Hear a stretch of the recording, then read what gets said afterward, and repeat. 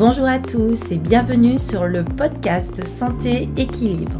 Chaque semaine avec ce podcast, je vous donne des outils, des conseils, des astuces et aussi de l'énergie pour améliorer votre santé et aller vers un corps sain et un esprit serein. Je suis Martine Bosque, ostéopathe, praticienne de médecine chinoise, auteure et coach santé bien-être. Vous pouvez me retrouver sur mon site internet www.equilibrenco.com. Alors mettez-vous à votre aise, installez-vous confortablement et c'est parti pour l'épisode du jour.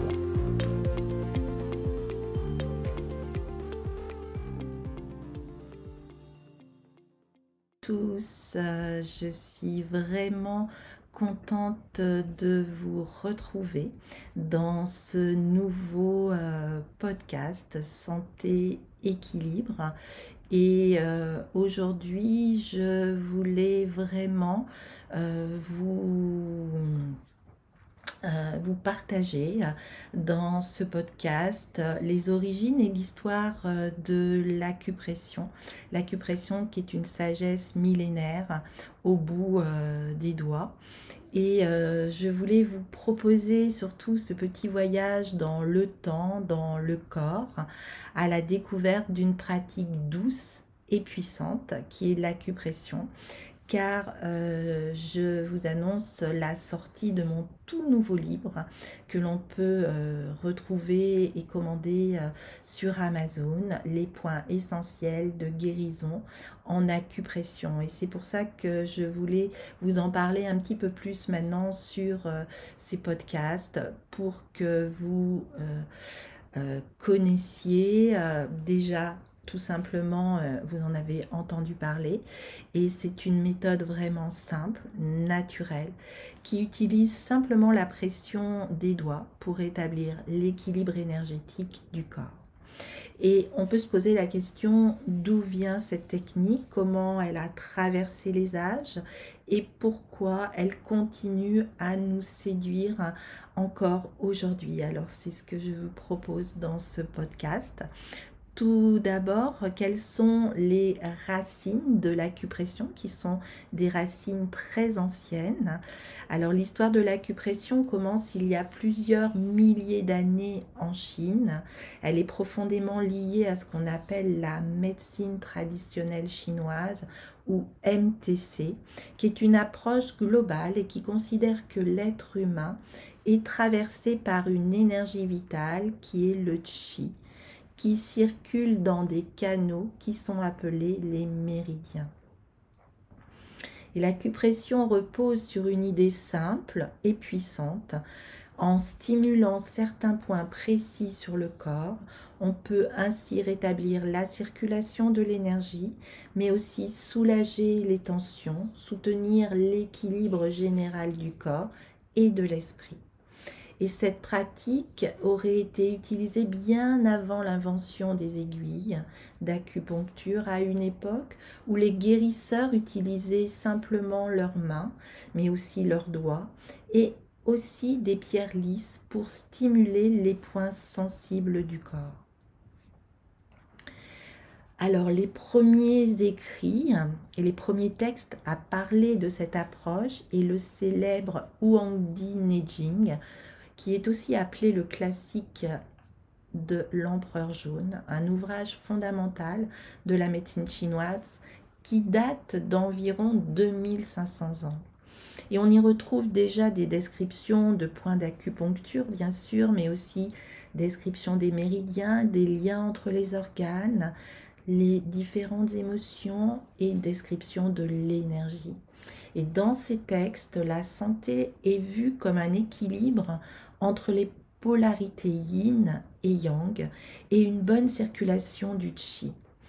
Et on peut dire que lorsque l'énergie stagne ou se bloque, c'est à ce moment que des troubles apparaissent. Et c'est là que l'acupression va pouvoir entrer en jeu. Alors l'acupression va à travers l'Asie connaître une belle expansion.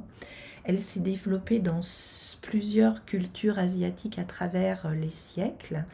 Tout d'abord au Japon, elle va donner naissance au shiatsu, qui signifie littéralement la pression des doigts. Et le shiatsu est une forme structurée, codifiée d'acupression qui est intégrée à la culture japonaise au fil du temps. On va la retrouver aussi en Inde où il va y avoir une approche proche de l'acupression avec la marma thérapie qui travaille sur les points d'énergie qui sont appelés marma. En Corée, il va y avoir une autre variante de l'acupression qui est centrée sur les mains aussi, qui va voir le jour, qui est le Koryo Sochi Shim. Et à chaque fois, il va y avoir la même idée qui revient, se toucher conscient pour rééquilibrer l'énergie, bien sûr, mais aussi calmer le mental et soutenir la guérison et la santé. Alors, on va redécouvrir en Occident l'acupression qui va commencer à se faire connaître au XXe siècle. Il va y avoir l'essor du yoga, de la méditation, un intérêt croissant pour ces médecines douces et nombreuses personnes vont redécouvrir cette pratique qui est simple et qui va être accessible à tous.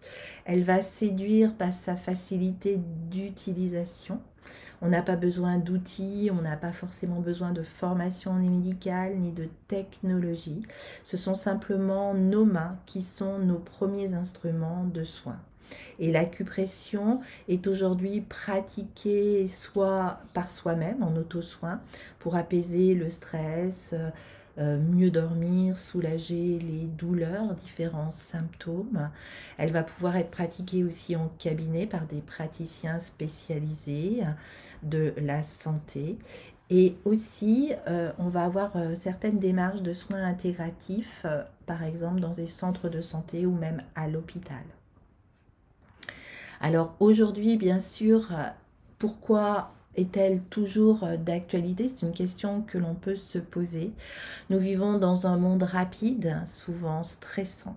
Et l'acupression va nous inviter à ralentir, à écouter notre corps, à reprendre notre pouvoir de guérison.